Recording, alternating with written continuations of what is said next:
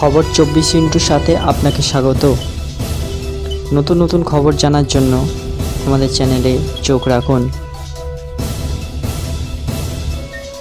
নমস্কার, খবর 24/7 আপনাদের স্বাগত।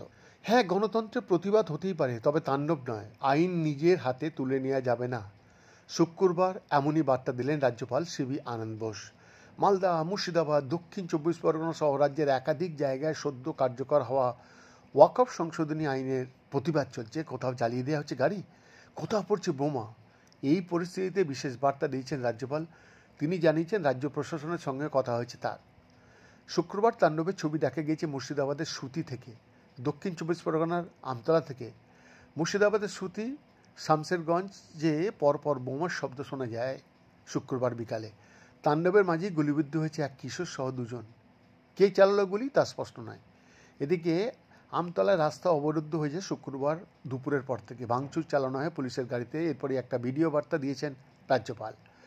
সিভি আনন্দ বোস জানিয়েছেন তিনি রাজ্যকে কড়া ব্যবস্থা নিতে বলেছেন। অশান্তির খবর পাওয়ার পরেই মুখ্যমন্ত্রী মমতা বন্দ্যোপাধ্যায়ের সঙ্গে তার গোপন বৈঠক হয়েছে বলে জানিয়েছেন তিনি। তবে সেই বৈঠকে ঠিক কী কথা হয়েছে তা প্রকাশ্যে আনতে চায়নি রাজ্যপাল। তিনি আরও জানিয়েছেন শুক্রবারও রাজ্য প্রশাসনের সঙ্গে অশান্তির ব্যাপারে কথা হয়েছে তার। মুখ্য সচিব মনোজ পন্ত তাকে জানিয়েছেন রাজ্য কড়া ব্যবস্থা নিচ্ছে। রাজ্যপাল বলেন প্রতিবাদ মেনে নিয়ে যায়, তবে তাণ্ডব নয়। রাজ্য পুরোপুরি প্রস্তুত। আইন ভাঙলে কড়া ব্যবস্থা নেওয়া হবে। আইন নিজের হাতে তুলে কেউ নেবেন না। রাজভবনের তরফ থেকে পরিস্থিতির উপর কড়া নজর রাখা হচ্ছে। সাধারণ মানুষের সুবিধার্থে 24 ঘন্টার কন্ট্রোল রুম খোলা হয়েছে।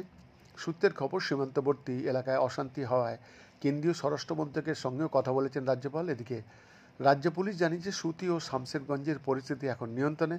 যান চলাচল স্বাভাবিক হয়েছে। ভুল তথ্য ছড়ালে পুলিশ ব্যবস্থা নেবে বলে বার্তা দেওয়া হয়েছে। বৈদ্যনাথের রিপোর্ট, খবর 24/7।